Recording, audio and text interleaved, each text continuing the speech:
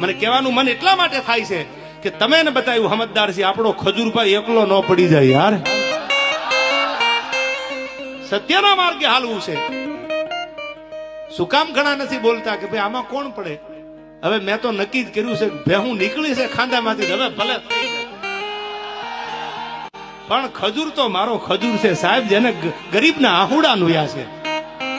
અને આજ તમે આની ભેળા નહીં હાલો, આજ તમે સત્યની હારે નહીં હાલો, તો તમે હાલશો કીધી તો મને કહેતા જાવ એટલે આગલા ડાયરામાં મને ખબર પડે બોલવાની. હાલવું છે ને ખજૂરભાઈ? હું તમને પંપ મારવા નથી આવ્યો ચાઇનાને, પણ એક સાચો માણા, સાચી રાહ માથે હાલવા વાળો માણા. અને હું તો આ માધ્યમથી ગુજરાત ભારત સરકારને એટલું કહું છું, આપણા માન્ય મુખ્યમંત્રીને એટલું કહું છું, આપણા વડાપ્રધાનને એટલું કહું છું, હાથ જોડીને કે એવો કાયદો લાવો કે કોઈના પરિવાર, કોઈની બેન દીકરી, કોઈના ઘર વિશે કઈ બોલે તો એના